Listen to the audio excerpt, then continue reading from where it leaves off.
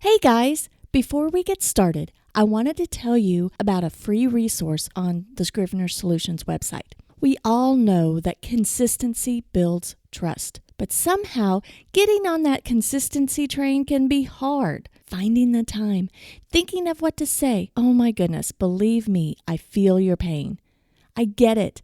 I know all too well the struggle. Sometimes we make things way too complicated for ourselves. You don't need a complicated plan to become consistent with your content marketing. Working that consistency muscle by using a super simple content plan will give you a big win, and you can build upon that. We have a free resource to help you. Go over to scrivenersolutions.com/checklist and download the super simple strategy to jumpstart consistent content creation checklist.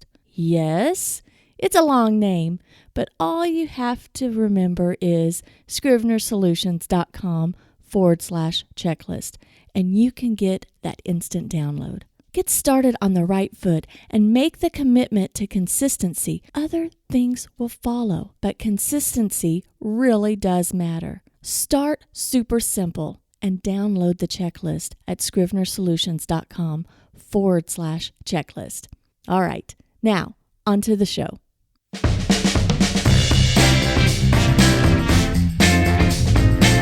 Hi, I'm Gayla Scrivener, ex-corporate girl and now work-from-anywhere adventure seeker. Creating a work-from-anywhere lifestyle isn't without its challenges, but those challenges certainly don't overshadow all the many benefits. What breaks my heart is seeing folks stuck and unhappy in a career and lifestyle when they want more out of life. I believe that we all have the opportunity to create the life of our dreams and earn a living in fun and creative ways to make our dream lifestyle a reality. You too can experience wonderful adventure and freedom as you live life on your own terms. In this weekly podcast, I share experiences when it comes to growing a lifestyle business through guest interviews, content marketing experience and perspectives, virtual leadership lessons, and I'll even throw in some travel adventures. My hope is through all the interviews, the tips, advice, and personal experience, you'll be inspired and motivated to keep going and creating your dream lifestyle. Life's an adventure. There's no time but the present to live life to the fullest. Hi there, and welcome to the show. I'm glad you're here. You know, we're rolling into the back few weeks of the year, and my team and I have been knee-deep in planning sessions. Oh my goodness. Not just 2022 marketing plans for us as a business for Scrivener Solutions, but our clients have some truly exciting things in the works for themselves too. And I just love the planning phase of what we do because this is the opportunity to really verbalize vision and dreams. The energy that comes out of these meetings is simply wonderful. But the hard part of the whole process is deciding what wonderful idea to actually focus on and implement.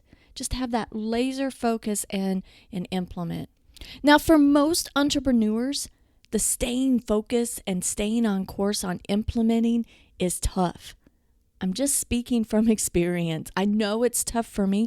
I love keeping, it's so much easier to stay focused and follow that project plan route for clients. But when it comes to myself, that's harder. I love how we've set up Scrivener Solutions to help our clients make their vision a reality by doing the routine tasks involved in implementing any content plan. And I'm just as guilty as any entrepreneur. I go down these squirrel trails with some of my ideas of what I want to do for the business, for the Scrivener Solutions business. And thank goodness that I have my team to reel things in and keep the foundation processes going. And I love that my team can do that for our clients as well. Well, like I said, with this being the start of the holiday season and the year winding down, most of our thoughts are turned into planning for the next year. I already know that we have plans in the works for a little bit different format for this very show. The details are still being hammered out, but what I do know, there's going to be even more interview shows next year, unless solo shows. And the reason being is that I find myself just simply jazzed and inspired and motivated when I hear what others are doing and their entrepreneurial journey. I always get a whole bunch of ideas that helps me in my personal and professional life. So selfishly, I may be recording these conversations to spark my own ideas, but truly, I share these conversations because I want to share that spark that I get from these wonderful people that I meet, and I want to share that spark with you and let you know that you can do this. You can create the lifestyle, whatever that picture looks like. You have the power to create the lifestyle of your dreams. Now, sometimes conversations don't always take the path that I had planned. And I love when this happens because that's when you learn the most and you get to thinking a little bit differently. Well, that's what happened with today's guest.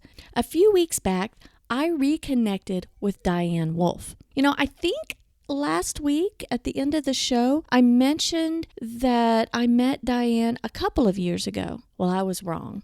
I was totally wrong. She reminded me that it was about 4 years ago that we met. Oh my goodness, how time has flown. I met Diane in Franklin, Tennessee, as we both attended Ray Edwards Copywriting Academy live. We were both at the same table, and we spent a lot of time learning from each other during the conference. Over the past 4 years, we had lost touch a bit. I reached out to her to reconnect, and I'm so glad I did. Now, before contacting her, I noticed that she seemed to have made some changes to her website and to her business model a little bit. Well, let me tell you a bit about Diane.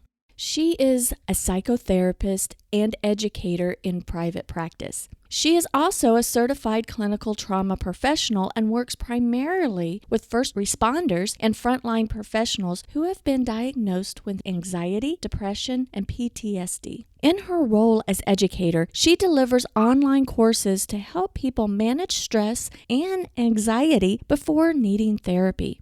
She provides them with tools and strategies so that they can build resilience and take control of their stress levels before they are out of control. Diane has been a passionate student of neuroscience for over 40 years, and she calls herself a neuro nerd. Diane holds both an MBA in knowledge and learning management and a master's degree in clinical counseling. She is also a retired university professor, so her unique combination of experience as both educator and therapist provides an ideal foundation for teaching online courses. I loved how my and Diane's conversation deviated to some really, truly actionable steps that you and I can take to make our lives happier and healthier. So, without further ado, let's get right into my conversation with Diane, shall we? Welcome, Diane. Thanks for joining me today. I am so delighted to be here, and it's lovely to see you 4 years after we met in Franklin, Tennessee. I know it. I came across your name a few weeks ago and I was like, I really miss Diane. And so then I internet stalked you and I was like, oh my goodness, you've changed a little bit of what you're doing since I first met you. And I selfishly wanted you to be on the show so that we could reconnect, but you've got a lot of great things happening. So can you tell my listeners a little bit about yourself?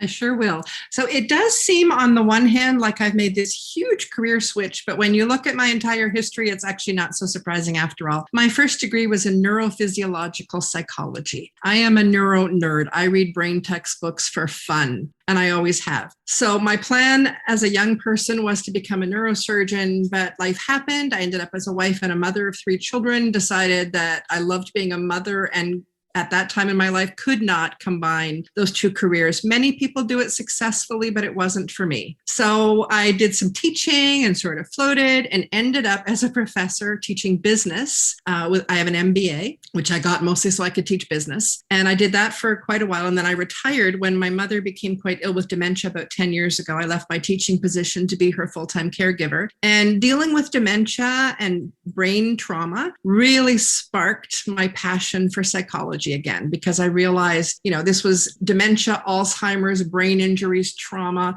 really wanted to revive my interest in the brain. After she passed away, I was left thinking, well, I don't have my teaching position anymore because I resigned from that. And I can't be a neurosurgeon now in my 50s. What should I do? And I thought, I could go into counseling and work with people who deal with trauma. So I went back to school yet again and did a master's degree in clinical counseling and opened up a private practice. And I deal primarily with frontline professionals and first responders who have been diagnosed with PTSD. And I, again, using my love of neuroscience to help them. But one thing I really noticed, Gayla, was so many of my clients, after I work with them and we get them back on a good track, they say things to me all the time like, where were you 15 years ago? If I had known this stuff 15 years ago, I could have done something about my stress level, my overwhelm, my trauma, long before I had a breakdown and a diagnosis. And that really kept hitting me. I need to get a hold of people before they are in the depths of despair. So why PTSD? Well, PTSD is actually, and I mentioned this, I don't think it should even be called a disorder. I think it should be post-traumatic stress response. It's actually, when you understand the neurology behind that, it is a normal response to the brain. You've probably heard of the fight or flight response. Most people have. So when we are under stress, when we're put in a dangerous situation, our body is flooded. The brain signals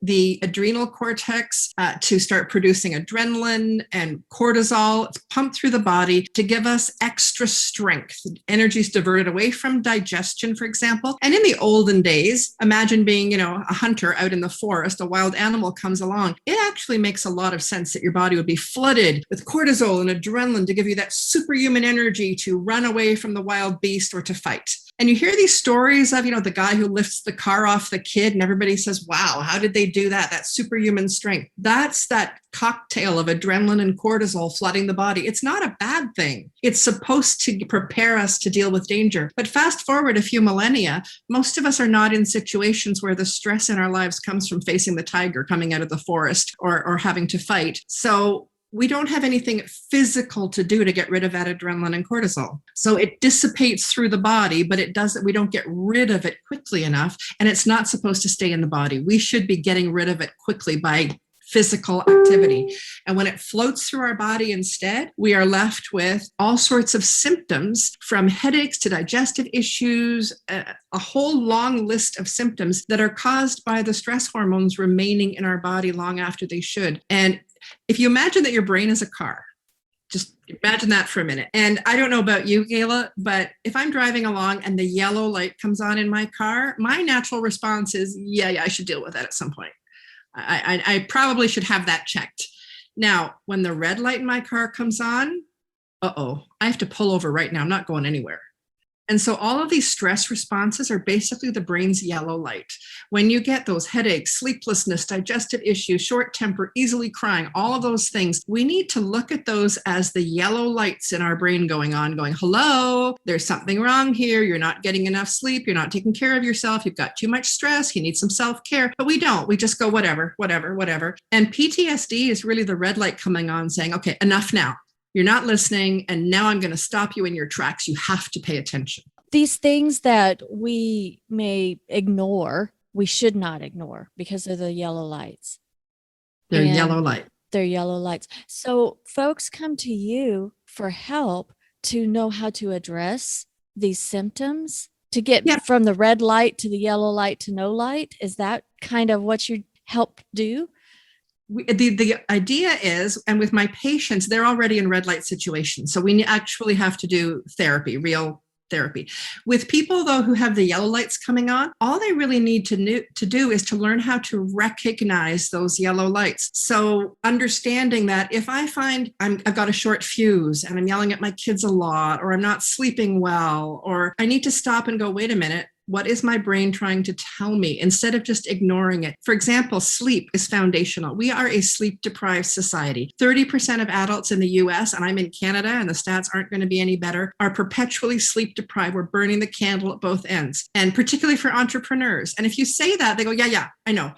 I work too hard. I'm burning okay, fine, you know. But do you realize what the cost is to your health? And they probably don't until they find out, oh my gosh, you mean all of these headaches I get could be a symptom of the fact that I'm unstressed and overwhelmed and not taking care of myself? It's really important, Gayla. I do want to add, I'm not a doctor. And many of the symptoms that we experience are actually often symptoms of an actual illness that require medical treatment. So if someone has a lot of headaches, I'm not going to say, oh, it's just stress.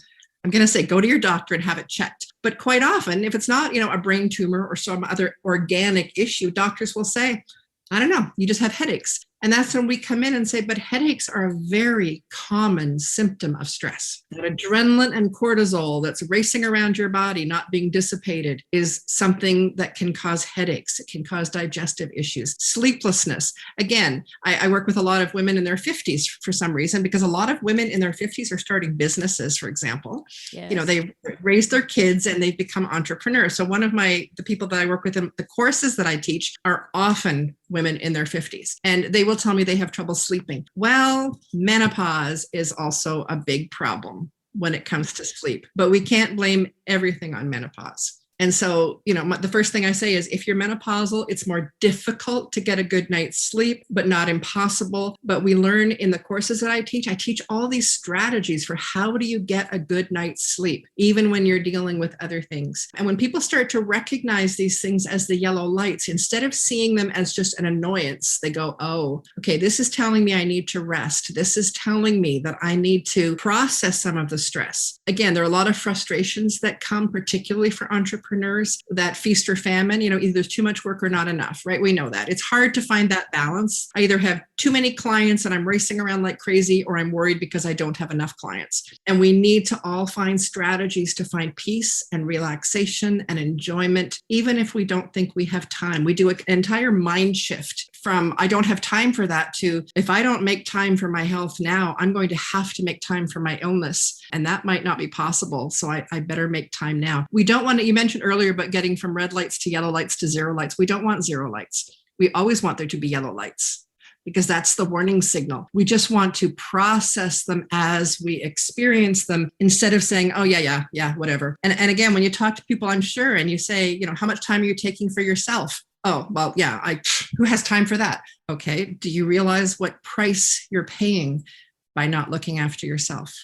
Proper nutrition. Now, I will admit I'm the first one to occasionally eat a bag of Twizzlers or something. I mean, I'm not perfect when it comes to nutrition, but we need to recognize that there are certain nutrients we need that feed the brain. And even if you have the occasional junk, which I'm not criticizing, we also need to look at what kind of fuel am I putting in my body? We wouldn't put the wrong gas in your car. You would know if you put the wrong gas in your car, it's not going to run very well. But if we're grabbing just, one takeout coffee after another all day and something quick from the burger shop, how are we thinking we're going to be able to have the energy we need to meet our goals? And you mentioned business owners, because, you and I both are business owners, and we get this sense of overwhelm. Is sleep the only remedy, or is there something else that can help with overwhelm?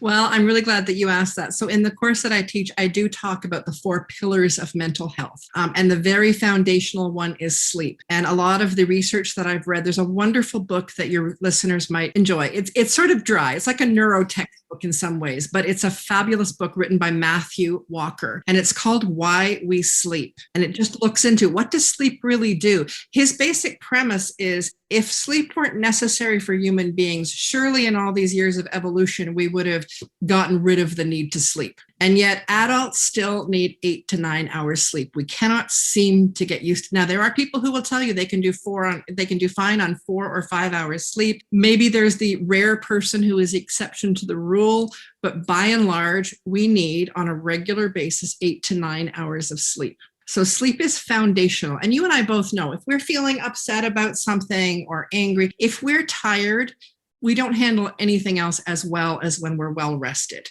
So even though I consider my 4 pillars rather equal, you could picture sleep as being the foundation and the other 3 pillars come on top. So sleep is, we really want to get a good handle on sleep. And I do have a giveaway for your listeners. I have a handout good. on, I put the link in the thing that I sent you, but it's called, 5 ways to improve your sleep.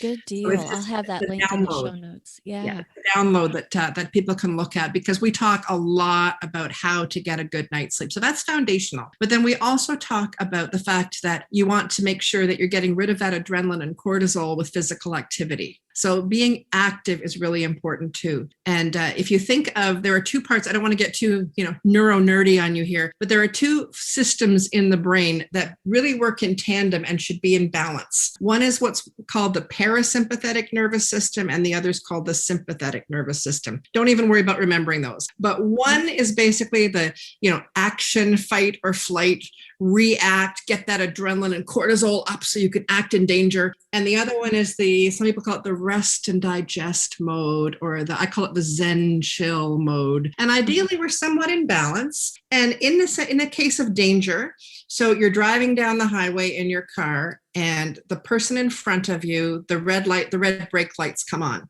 We don't want to be so zen and chill that we sit there going, oh, look at that, the brake lights are on. I wonder if I should think about stopping. You'd be dead. Yep.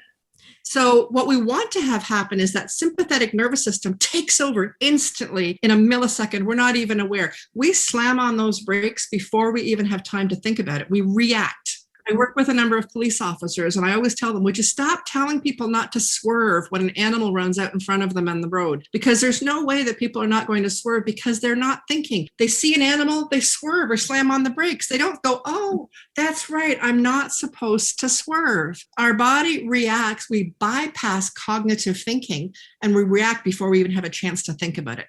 That's what may save your life in a number of situations. So we always want the sympathetic nervous system to react when we're in danger. And then gradually, you have this near miss, you pull over to the side of the road, your heart's racing. Whoa, you pull over and you gradually calm down. And then you go, okay, I'm all right. That was a near miss. I'm fine. I can start driving again. That's when the sympathetic nervous system is coming down again.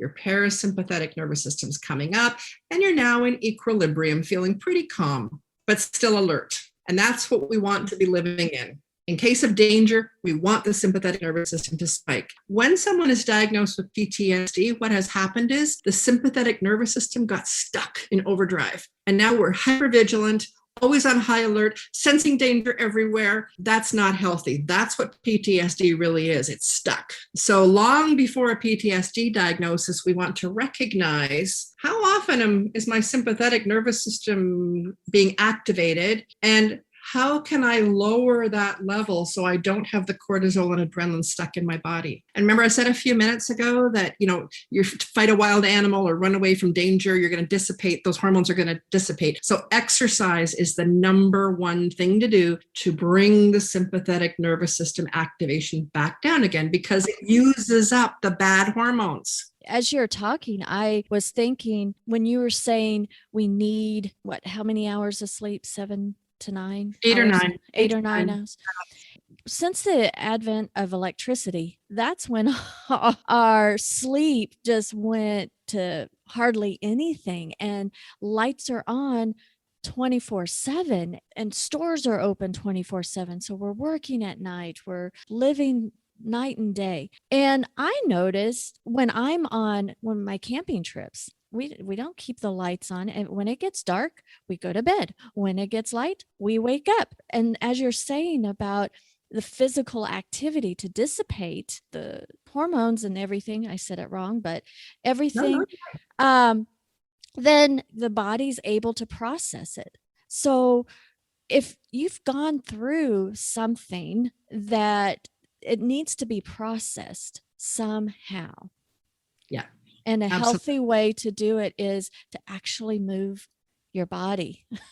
Yes. Yeah. So that's the second pillar. And that is dealing with deactivating the sympathetic nervous system. And then once we've deactivated that, we then want to increase the activation of the Zen chill mode by doing things that are relaxing and fun and rejuvenating, whether that's a hobby or talking to a friend. Then we can keep those in balance. Now, what happens to normal people? Okay, we're all what happens to people normally, for example, when they're running a business, they work and work and work all day. They don't make time for exercise, because who has time to go to the gym when I have all these clients who need me? Right. So we don't exercise to get rid of the nasty hormones, the hormone cocktail. And then at night, we finally fall into bed exhausted. And for many people, as soon as my head hits the pillow, my brain starts to race, because now my brain is going to focus on all the things I haven't had time to deal with during the day. So now I'm going to lay awake and I'm going to worry and I can't fall asleep and everything's bad and I might have to take a sleeping pill or something. So we want to find strategies to improve your evening routine. And that's part of what improving your sleep is all about, changing a lot of what we do in the evenings so that when we go to bed, we've dissipated the nasty hormones and we're in a good mood and we're not agitated. And one of the things that I have done, I'm a very light sleeper since I went through menopause. I used to be a head hits the pillow, I'm out kind of girl. Now I'm not. Every night I go to bed with an audiobook. I listen to 15 minutes. It's funny. I've been trying trial and error. I've discovered I can't listen to a riveting novel because then I want to keep pressing the snooze button and hearing more. And it can't be something really agitating. I don't watch CNN at night anymore. I cannot handle the news at night. When I go to bed, I'm in the most calm, relaxed state possible. And I often listen to biographies, because when you listen to someone's biography, you already know the end of the story. There's no surprise here. So it's not so riveting that I can't turn it off after 15 minutes. I set my Kindle, my little machine has a timer, and I set it for 15 minutes.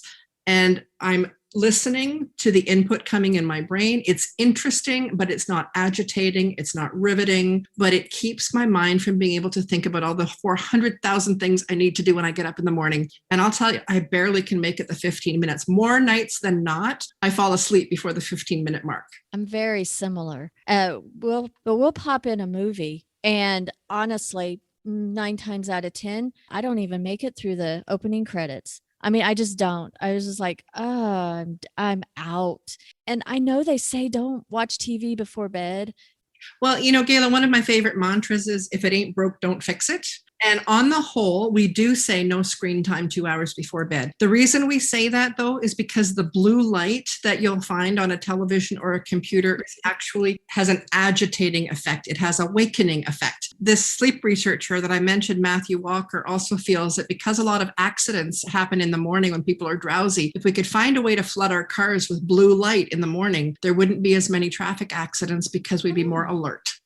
So on the whole, blue light from a TV can be agitating, but a lot of people who watch TV at night in a dark room don't really look at the screen. The screen isn't that bright, and they're listening to what's happening. So it's almost functioning like an audiobook. If you were to go to a movie theater with a huge screen and watch a movie just before bed, that might impair your sleep. But for many people watching a movie on television, it's halfway across the room. It's not blue light right in your face. If it doesn't keep you awake, it's a great strategy. But some people can't do that. And a lot of what I teach is, I always say, I'm like a buffet dinner. I'm going to put all sorts of things on the table, and I'm going to tell you why these different things work. And it's up to you to go along and go, oh, I'd like to try that one. Oh, that one wouldn't work for me. Some people like to fall asleep to rainstorm, thunder type music. Mm-hmm. That wouldn't work for me. I like storms. I don't think that would put me to sleep, but I have a few clients who swear by it. Some people listen to music. I love to sing. I swear, if I listened to my favorite music, I wouldn't go to sleep. I'd be singing and dancing in my bed. And some people can listen to music while they work, but to me, that's very distracting. I love how you said you're turning off, or you're getting distracted when you're listening to a biography, and that's calming your brain down a little bit so that you're not having it race. And that brought me back to a memory of like, man, now I remember why I started watching TV to fall asleep. And that was, 20 years ago when I was going through a divorce. When you're going through something like that, you don't sleep, you don't eat, but I was kind of lonely, I guess, but I needed I felt like I needed something. And I figured out that 10 minutes of watching, wasn't even watching TV, but that noise would shut my emotional brain down. Exactly, because now we have to focus on the auditory input, which is hopefully neutral. I had a major panic attack. I hadn't had a panic attack in probably 20 years, but I had one the night of March 13th, a year and a half ago. That was the night, I'm in Canada, and that was the night that they announced that the kids were not going back to school after March break due to COVID. And I remember thinking, oh my gosh, this is something serious. It sort of hit me that this isn't just a bit of a flu outbreak. And I woke up in the middle of the night, absolutely panicked. And then I got glued to the news. So between the Canadian news, CNN, and I was watching the news every day to find out what was happening. And the next thing you know, I can't sleep. And that's when I hauled out my audiobooks again and had to really work hard at, I can't watch the news in the evening. It's too upsetting. I watch it first thing in the morning, check the weather. But after supper, I had to make a really strong commitment. Absolutely nothing agitating goes into my brain after supper. I need to have my evening peaceful and calm. And if my husband and I watch TV, it'll be a comedy or something. But I do not watch the news in the evening because, let's face it, not just the pandemic, but every time we turn on the television, there's something upsetting. That's what the news seems to be. And I don't need to worry about all of these things. But it really is that focus on, what do I need to do to protect my sleep? Someone else may say, oh, I can watch Don Lemon and Anderson Cooper and be just fine. Good. If it ain't broke, don't fix it. If it's not impacting your sleep, I'm not telling you what to do. I'm just saying, for many people, we are stressed and overwhelmed, and we set it aside during the day because we're focusing on all the things we have to do. And then when we lay down at night, it's like our brain goes, now I got you. Yeah. Now I have your full attention. Now I'm going to tell you everything you need to worry about. The feeling of overwhelm, that's a yellow light that you need to talk with somebody. Absolutely. Yeah. So if you're having difficulty sleeping and you're not getting your 8 to 9 hours, you certainly need to look at, how can I improve what we call our sleep hygiene to get a better night's sleep. And then once you have your sleep relatively under control, then we look at getting the right kind of exercise, decreasing the activation of your sympathetic nervous system so it's not on hyper alert all the time. And then we look at the things we need to do to activate the parasympathetic nervous system, which is the Zen chill. And that's when we start making an effort to reach out to those around us. I highly recommend that everybody have a friend they can vent to. I have something called the 10-minute pity party that I do with 2 girlfriends, which sounds pretty funny, but I'm not embarrassed about it. But, we're professional women, we're mature, we like to present ourselves in a very professional way. But sometimes you just need to be able to rant. So when one of us need to, and it's often me, I won't lie, it's often me, we'll contact the other 2 and say, who has time for a 10-minute pity party? And then somebody literally will start the clock. And then for up to 10 minutes, I get to be unreasonable, irrational, immature. I can use bad words if I want to. I basically just get to vent about whatever it is. And at the end of the 10 minutes, the person keeping the clock will go, all right, your 10 minutes is up. Take a deep breath. What are you going to do about it? How can we help you? How can we support you in this? The really cool thing is, after doing this for years, we're at a point where we only need about 3 or 4 minutes. Literally, I'll rant and I'll go, okay, thank you for listening. I realize what I have to do now. And somebody will say, oh, you still have 6 minutes. Oh, I'm good. It's that validation. It's not just the ranting. It's knowing that there are 2 other people there who won't say, come on, you're a grandmother. You need to be more mature. Other people have it way worse. They say things like, oh, hon, oh gosh, that's upsetting. Oh, I can see how you would feel really upset. They're validating the fact that for 10 minutes, I don't have to be mature and professional. I can be sad or disappointed or angry or frustrated. And it doesn't even matter if it's something worth being frustrated over. It's so important, I think, just to get it off your chest, out of your brain and festering, and actually just vent it out. Yeah, I have a good relationship with my mom. She and I vent to each other. No judgment, anything like that. Is like, I'm just being a terrible person, but this is what I think. then it's like, okay, no. I really don't think that, or I'm really not that mad. I just need to I don't know why this is bothering me. And I'm hoping that, I've noticed that my daughter does that too. I hope that just keeps it up, because sometimes as a mother, I'm like, okay, do you want my advice, or do I and that's what I preface. It's like, do you want me to just listen, or do you want my opinion? And 9 times out of 10, we mothers just need to just say, just listen, no opinions. That's so insightful that you mentioned that, Gayla. My husband and I, for many years, have had what we call the poor bunny strategy. And this started because my husband is a very helpful man who loves to fix problems. And early on, I would be venting about something and he would try to give me a solution. And I remember one day saying, I don't want you to fix it. I just want you to listen and say, poor bunny.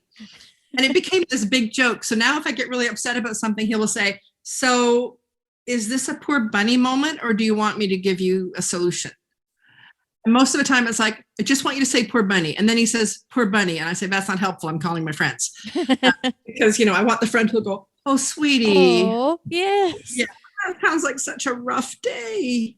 Well, and we hear all the time that we need to not bottle up feelings and ignore, but it is truly important to find the outlet.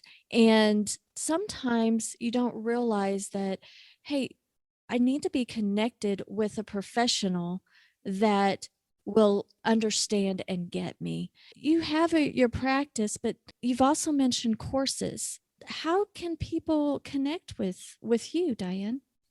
Okay. Well, I started teaching courses after so many of first of all, my practice is full and I'm not taking on any more individual clients.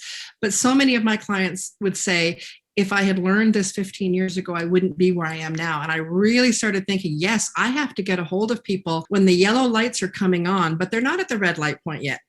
But if we give them these tools, these strategies to be able to manage the yellow lights, they won't ever have to get to a red light. So I teach a course called Building Your Resilience Toolbox. And it's basically, we talk about the 4 pillars of, the foundations, 4 pillars of mental health, and we share back and forth. It's a group setting. We do it on Zoom. And part of it is what I call psychoeducation. So I talk about what I've just explained about the yellow lights and what that is. And the first message in the first lesson is, you are not crazy. Your brain is doing what it was designed to do. If you feel stressed and overwhelmed and you have headaches and your digestion is off and you're overeating or these are your body's yellow lights. You are not crazy. Your brain is trying to get your attention. So why don't we pay attention now before you end up with an actual physical or mental illness? And so in the course, we basically go through. The first night is all about sleep hygiene. Things like the blue lights and, what kinds of activities are conducive to getting good sleep and how can and we share ideas, not just the things that I have learned myself, nor just the things I have learned from my clients, but in a group. I love to see the synergy when participants share with each other. Oh yeah, I had that problem too. This really works for me. I take chamomile tea in the evening. Wouldn't have occurred to me. I hate chamomile tea. But somebody else will say, a nice herbal tea in the evening. I go, oh, great idea. So they share with each other. And then we talk about, how do we get the sympathetic nervous system deactivated? Ideally for fitness, we should be doing 150 minutes a week of high intensity exercise that gets your heart rate up to 80%. But we're not talking about fitness. We're talking about getting rid of that nasty adrenaline cortisol mixture. So basically, anytime you start to feel agitated, it would be ideal if you would stop and go, whoa, I can feel the levels going up. I'm feeling a bit shaky. I'm feeling a bit agitated. I'm about to cry. I'm about to snap at my partner. I need to go out and get some exercise. 10 or 15 minutes of doing something quite intense might be all it takes to get those levels back down. But again, that's also trial and error. Every person has to figure out what's the best time of day for me to exercise. Some people love to exercise at night, but then they can't necessarily sleep because they're energized. But when you're dealing with the sympathetic nervous system, the trick is as soon as I start feeling agitated, if I'm at work, I may need to just take a 10-minute break and go up and down the stairs a few times. I may need to go outside for a walk. I may need to do some gardening. I have a police officer who deals with this a lot, and he's come up with a strategy that he belongs to a 24-hour gym. So no matter when his shift ends, his partner knows he's not coming home for an hour after his shift ends because he goes to the gym and he works out and he brings himself to a sweat. We like to get to what I call a wet dish rag feeling. You know that feeling when you've exercised and you're at that place where you're like, oh, I'm just going to collapse on the couch. That's when you know you've gotten rid of the adrenaline and cortisol. When you have no energy left, you've used it up. And that means you don't have that nasty hormone cocktail floating around anymore. You've used it up. So you want to get to that used it up feeling. When you're feeling that tension, that's our body saying we got to run it off. But we resist to move our bodies because it's not, the timing's not right or whatever. It makes total sense that we just need to listen to our bodies. We need to listen, and we need to pay attention to what we as individuals need to do to calm down again. The good news is, Gayla, once you're used to this and you recognize it early on, it doesn't take as long to get rid of it. So if I'm slightly agitated and I think, whoa, I'm feeling a bit snippy. My daughter uses the word snippy. She can tell. I love it. She'll say, Mom, I think you're getting a bit snippy. I'm like, great. Thank you for noticing that. I hadn't even noticed it yet. I need to get it in the garden. I need to go mow the lawn or pull some weeds or do something. And that's what I will do. But once we start to recognize it early on, it doesn't take 2 hours of aerobics to dissipate it. It might be 10 or 15 minutes, or just walking outside in the forest and getting some fresh air and some deep breathing. But we start to get a sense of, when I feel this way, this is what I need to do to get back to that equilibrium. And the more I build my parasympathetic nervous system, that's what we talk about in the third class, the more I build those relaxation strategies. Deep breathing is critical. Learning how to do belly breathing. If anyone doesn't, I demonstrate it in my course, but you can look up YouTube videos on deep breathing or belly breathing and learn how to do proper breathing where you're taking enough air into the bottom of your lungs. Our lungs are pear-shaped. So they're smaller at the top and bigger at the bottom. And we have a tendency to just breathe with our shoulders going up and down, and we're not taking enough air into the bottom part of our lungs. So it's really important. We all know how to do that belly breathing. It's actually called intercostal diaphragmatic breathing. Nobody's going to remember that, but just Google search belly breathing video. And there are lots of yoga instructors and people who demonstrate how to do that. And when you start to feel agitated, again, you want to practice that deep breathing, that calming. That's when you're activating your parasympathetic, your Zen chill system. And the stronger those muscles get, the less likely you are to go completely out of whack. Right? We talk about strategies for getting support, having that support network around you, and lots of things like goal setting and all sorts of other strategies to manage what's causing the overwhelm in the first place. You've gotten my mind reaffirming on some of my habits. It's like, oh yeah, that's why I do that type of thing. And in ways to be better, to listen and not shove my yellow lights under the carpet, so to speak, to really not ignore what my body's telling me. People too, if the smoke alarm in your house goes off, you don't pull out the smoke alarm and get mad at it. Well, kind of when I burn the potatoes. Well, that's the other thing. It says, don't turn on, I'm just cooking.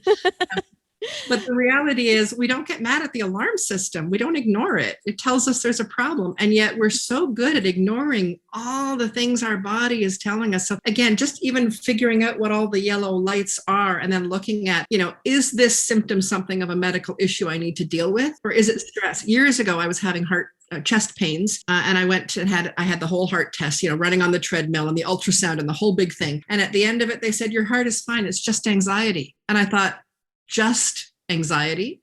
You mean you can actually think you're having a heart attack when you have anxiety? I didn't even know I had anxiety. But then I looked at my lifestyle, and burning the candle at both ends was my middle name. Mm-hmm. And I looked at that and I went, oh my gosh, my body was trying to tell me you can't keep this pace up. I thought I was invincible. I was probably in my 30s at the time. And I just thought I can do anything. I'm tough. I'm strong. I'm a woman. Hear me roar. I can do it all. And no, my body was going, oh no, you can't. Oh, yeah. If you have chest pains, yes, of course, go to a cardiologist or a doctor and see if it's your heart. Absolutely. But if they tell you, no, your heart's fine, it's just anxiety, what they're really saying is you need to deal with your yellow lights. You're dealing with stress and overwhelm, and you might not even be aware of it. So that's what you need to address. And that's the missing piece. They don't say that. They send you away with, no, it's just anxiety. As you're talking here, the idea came into my mind is like either my upbringing or in the Midwest where I'm from, it's like you feel guilty for self-care. And I don't know if it's a woman thing, a Midwest thing, or just a universal thing, but you feel guilty for asking for help, I guess. Is there something that you can say to kind of help with that mind shift of, I don't know? Yeah. Look at, I'm so glad you brought that up. It is so important. I'm not sure if it's a Midwestern thing. I'm more in the East. It's definitely a North American woman thing for sure, because we as women seem to think we're supposed to be able to do it all. And we shouldn't be weak and ask for help. And what I want us to think of, though, is, I don't know if you have a television with a remote control, most people do, and it has batteries in it. And you might use rechargeable batteries. And at some point, you're pressing the remote and the TV's not working, and you realize, oh, darn, I need to put the batteries in the recharger for a while. So you put the batteries in the recharger, and you don't stand there yelling at the batteries for being lazy. The batteries are recharging so that you can put them back into the remote and they can do their job again. So self-care is battery recharging. And if we think that we don't have time for self-care, we're going to let our batteries wear down to the point where now nothing's working anymore. Self-care is not selfish. Self-care is healthcare. It's an investment in us. If I take care of myself and I am healthy and I'm able to do what I need to do, I probably also have some margin left to be a good friend, a good wife, a good daughter, a good mom, a good grandma. But if I let my batteries completely run down, I'm no help to anyone. And everyone talks about that cliche of when you're in an airplane and they tell you to put your own mask on first. But the reason everyone overuses that cliche is because it's so true. I can't take care of you if I can't take care of myself. If I get sick, now I really need everybody around to help. Wouldn't it be better if I invested in my own health? And then the people around me would be even better served because they wouldn't have to drop everything to look after me when I have a breakdown. So, and I was raised the same way. You know, I didn't have a pedicure till I think I was in my 40s because that's indulgent. And now it's like, no, that's my thing. I mean, whatever it is, self-care is healthcare. And I also want to set a really good example for those around me. I have strong boundaries with the hours that I work. My sleep is religious. My friends all know, don't call me after 9. I'm in bed by 10, up at 6. That's 8 hours, sometimes between 6 and 7. But nobody would dream of calling me after 9 p.m. if it wasn't an emergency, because my sleep comes first. Unless there's a fire or you're bleeding, you don't get to call me after 9 p.m. And that may sound selfish, but I'm alert all day because my sleep is a priority. But that's an example I set for others as well, that I respect others' boundaries as well. And I encourage people to, you need to look after yourself. It's not selfish. But Gayla, you're so right. That's a complete shift in mental thinking. If I take a day off and just go window shopping and dress shops, isn't that a waste of time? No, not if it recharges your batteries, not if that's what you do for pleasure. If I curl up on the couch on a Sunday and read a good book instead of cleaning my house, isn't that lazy? No, not if it recharges your batteries. Well, what if I have to hire someone to clean my house because I've just been reading on Sunday afternoons? Great, that's outsourcing. You've just given someone else some income. Awesome.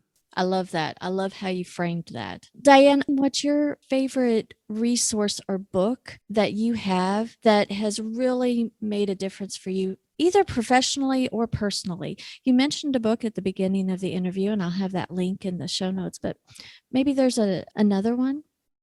Oh, there would be so many, but the first one that comes to mind is one that I recommend to all of my clients, and it's called Atomic Habits. I don't know if you've read it. I love that book. Okay, Yes. James Clear, because part of overwhelm and stress for many of us, regardless of whether we're in business or whether we work somewhere else, we look at all the things we have to do, and it seems like it's Mount Everest. It's like, I can't do that, so I'm just going to go to bed, right? We look at our to-do list, and we go, I'm just going to bed. Atomic Habits talks about how important it is to break things down into bite-sized bite-sized pieces. Yeah, slip of the tongue, bite-sized people, that's crazy. We break things down into the smallest possible pieces. So with many of my clients, when they say, I can't clean my whole house, that's totally overwhelming, I'm so depressed, I'm going to bed. I say, can you wash 5 plates? Yeah. I had a client who dealt with agoraphobia, and she couldn't leave her house. And I said to her, what's something you would never forget to do? Because part of Atomic Habits is you join things together that are connected. And I said, what do you do in the morning? First thing, I drink coffee. Would you ever forget to have a cup of coffee? No, nobody forgets to have a cup of coffee if you're a caffeine addict. I said, okay, I want you when you get up tomorrow and have your cup of coffee to put your gym clothes on. And she had said she had a treadmill in her basement that she should be using. I also don't allow the word should to be used. And I said, put your gym clothes on. She said, okay, then what? I said, I don't care. You can lay on your couch all day, which is what she'd been doing. Well, what good is that? I said, it's a start. Well, every day she got up, had her coffee, put her gym clothes on. Her husband had been complaining she wasn't getting dressed. She was in her nightgown all day, and it was just, really struggling with personal hygiene, all sorts of things. So I said, just put your gym clothes on. Okay. 3 or 4 days in, her husband said, you already have your clothes on. Why don't we have our coffee out on the back deck? And this was a woman who was unable to leave the house. So they went on the back deck because she was already dressed. Wasn't going to go in her nightie. Next thing you know, she's throwing a Frisbee for her dogs. Fast forward a year, she takes her dogs for a walk every single day for an hour. Now, if I had said to her a year ago, okay, you're not leaving your house, you're on the couch all day, you're watching TV, you're not getting dressed. I want you to take your dogs for a 1-hour walk. I might as well have told her you're going to go to the moon. I want you to go to NASA and sign up and go to the moon next week. She could not do that, but she could put on her gym clothes and then go back to her couch. And that's really the idea with Atomic Habits, is breaking it down into the smallest possible pieces so that it's easier to overcome inertia than not doing the activity. And you add that activity to something you would never forget. So if you brush your teeth every morning, add something else. BJ Fogg, who wrote another book about habits, I can't remember the name of it, Tiny Habits, I think he wrote.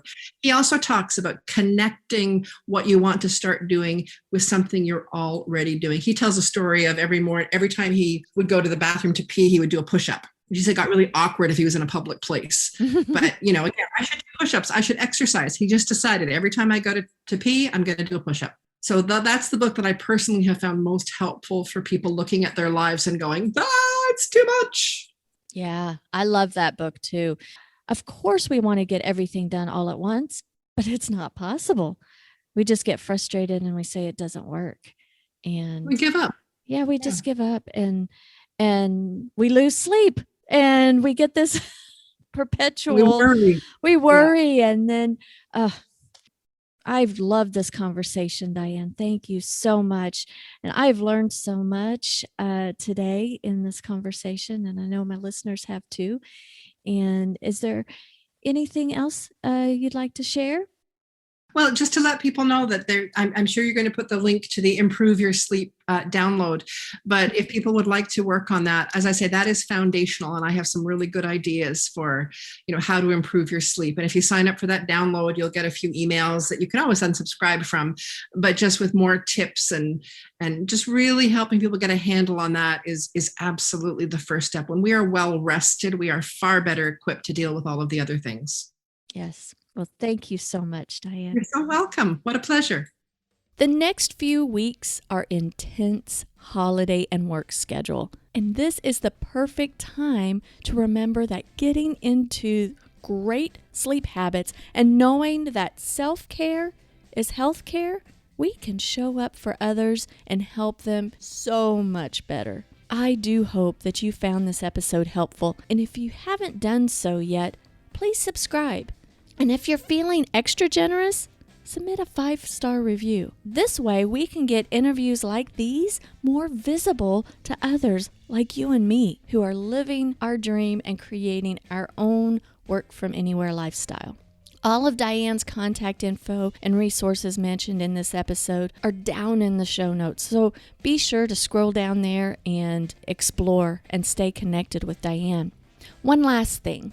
Do you struggle in keeping consistent in creating and publishing your content? Now, be honest, it's okay. There could be a number of reasons why, but what I often find is that we entrepreneurs are notorious for biting off more than we can chew. We're off doing the next thing before we truly have a good system under our belts. And I get it. Don't worry, you're not alone. It's nothing to be ashamed of either. If you're struggling getting on that consistency train with your content marketing, go over to scrivenersolutions.com/checklist. Download my super simple strategy to jumpstart consistent content creation. It's a checklist. It outlines a simple content publishing plan that will help you stay focused and lay the foundation of your content library in a consistent manner. A fantastic foundation that you'll be able to build on in the future. So remember, go to scrivenersolutions.com/checklist and download your copy today. Well, again, thanks for being here. And until next time, have a fantastic week.